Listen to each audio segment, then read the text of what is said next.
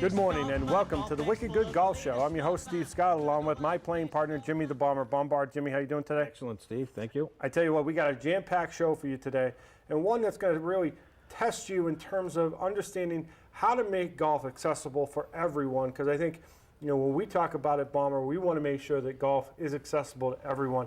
Not only playing ability in terms of handicaps and making it good for those guys who are amateurs to the pros, but also for those guys who might have some disabilities or things along that line that we need to talk about. And joining us will be Patrick Shanahan, who's right here, but we also have some myths that we're going to deal with, right? Yes, about golf equipment. About golf equipment. And we also will have Freddie Cochran from the Northeast, I have to cheat here, Northeast Accessible Golf Association, or what is Golf for All. So this, he'll talk about how to really make golf accessible for everybody. But Patrick, thank you for joining us today. You. Patrick Shanahan. Thank you for having me. Yep, Patrick. Thanks to Fred for all his effort as well, and everybody else that's helping us out there and get back in the game of life.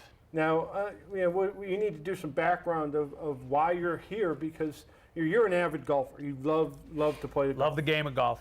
And 3 years ago, coming up on the 3-year anniversary, you were down in the Cape, vacationing down there as well, right? Down in Hyannis. Down in Hyannis. Vacation with my entire family, all my nephews and nieces, and playing some golf, swimming some waves, fighting with the sharks. The sharks down there. That was the year, Sure. yeah. The sharks were there. Well, they're always swimming They're always around down there, but we were down in the Nauset area.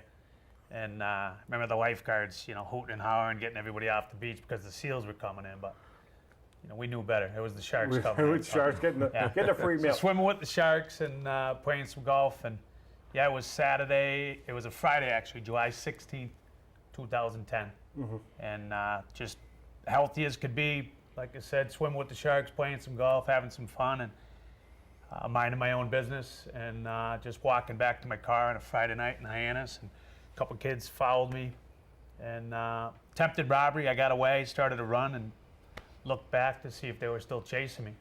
And the kid pulled out a gun, and one bullet shot me from like 30 feet away. Jeez.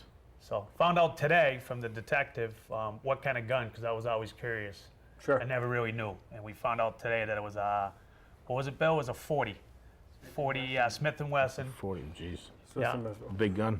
That's what he was saying. Yeah. So you're semi-automatic, single bullet. You're really lucky to be Blast. here. Exactly. And we're very fortunate that you can you. join us and tell us your story. Thanks for because having it's not only what you went through that day, but really your story is just beginning at that point in time. Exactly. What you did from that point forward to where you are today, and all the struggles that you've gone through, it's about a test of courage, isn't it?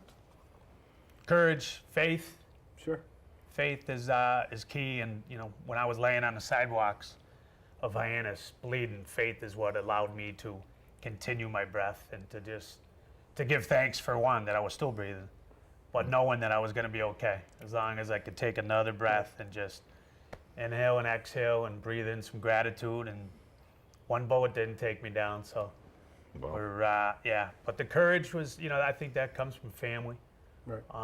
The support system that I've had, the Shanahan clan, and just friends and everybody else, the nurses and doctors, and Jerry Donovan, close friend that has gotten me back into the game of golf. And that's where the game of golf has helped you to move forward and push past some of the physical limitations that you now have. Obviously, you're sitting in a wheelchair right here, and that's something that could have tested you, where it's I don't know what to do now. But golf helped you get past that and gave you an outlet, right? Yeah, golf, when I'm out in the golf course, paralysis isn't the equation. Maybe to the others, Sure. like, do we need to give him a stroke? What do we need to do? How do we help you You're out? saying, I don't want like, you'll take it just with give me a lighter so I can get my cigar going. And let's get on with the game. Yeah, you'll take the stroke with a wink I'll too, take right? the- Yeah. Well, they've taken strokes away now. They don't give you strokes. They don't in give you par strokes three. anymore. They're Par asking you to threes, give I'm out strokes. because I'm able to carry the ball about 180 now. Wow. 100. Yeah, it's probably what, driving just one arm, holding on to the machine, and then, pretty much about 180 was the average. Yeah. Which is good enough. I mean, if we're teeing it forward like they want us to now. Yep. You know. unless our ego's too big and we want to go back to the tips. Yeah. But, You don't play the there's no tips room anymore, for right? Yeah, there's no room. Yeah. So you hit the ball with one arm? With the one right arm. Yeah. The only, I'm struggling a little bit with the short game, trying to figure out if I can get my old hockey swing in on it. Yeah, yeah, So the bump and run, I can do it too. yep. But most shots, it's one arm because I get more of the twist here. And now with the new broken hip, it may, may hold me back a little bit more. But You're just recovering again from another injury, but it's not going to hold you back at all. You're going to get out there and continue to play. What you mentioned that when you're out on the golf course, you're really, and paralysis isn't even part of the equation.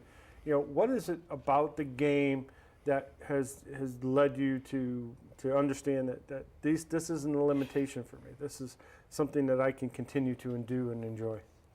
I think it's for one, I love nature. Mm-hmm. And just being in that open space and not confined to, our jobs or to our lives and everything else. When we hit that white ball and or yellow, whatever color ball you choose to play out there, or the pink ball, whatever floats your boat. Obviously, I don't care about colors too much. No, you got your loudmouth pants on. So not a traditional kind of guy, but I think it's the freedom of just, of being out there and Sure.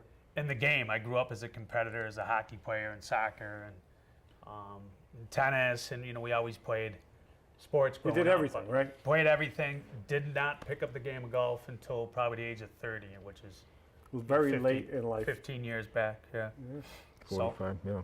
That's what skiing, but just the freedom of being out and enjoying nature and having that, let's say 4 hour as we're trying to speed up the pace of game. That's 4 hours, legitimate 4 hours where phones are off.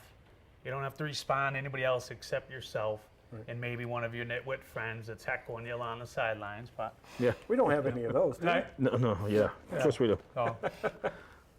But now you're also you're an educator. You work at Suffield Academy. Suffield Academy. And how have you been able to relay the message that you've learned from your incident to the students? Because I know that's been a part of what you've been able to do. Part of my role at Suffield Academy is I'm a school therapist, basically an educational psychologist, and I have a great opportunity to work one-on-one with a lot of the kids, as well as group activities, and I teach the freshman leadership program as well. So, but teenagers struggle these days with significant issues that they, that they're not too ashamed to unveil in their lives, and when they see me coming at them with a big smile in my wheelchair and just kind of scooting along, and how you doing today? They tend to say, yeah, actually, I'm fine. Yeah. But they really do. They struggle with certain issues, and I think, going back to the faith and the courage and just the strength to deal with what we need to on a daily basis. Everybody has their stories. We all have our struggles. Right. You got to remain always, as you always positive, I don't think you get it. Always positive, always PJ is PJ is my nickname, Patrick John Shanahan. Now they can. You have a blog and you have a site that people can find out a little bit more about what you've gone through and some of the updates. That's Patrick J. Shanahan. .com, and that's in the infant stage now, but the main vehicle for communication through the shooting and through my recovery at the Spalding Rehab was the Caring Bridge. Okay, the Caring Bridge site, which is CARING, Caring for you, caring for me. But Caring Bridge site was an incredible vehicle just to write, and I'm a poet, so I've recited a lot of my poetry via this vehicle, and been able to capture some of the thoughts that I was experiencing along the way. So, well, it's definitely something that I think people can use and utilize to help them move forward in whatever struggle they're going with. To understand that you've tested the ultimate struggle and have prevailed and continue to prevail and will not get you down at all. So we got Patrick. We're going to have you back for the next break because we got a myth. Okay. We're going to break down some myths about the game of golf, and Bomber's going to talk about those myths about the game of golf. Thanks for being here. Pleasure having me. We're going to be back with more of the Wicked Good Golf Show right after this. $1,000 I'm gonna go out and suck it golf. Think I better take a mulligan, yeah, think I better take a mulligan.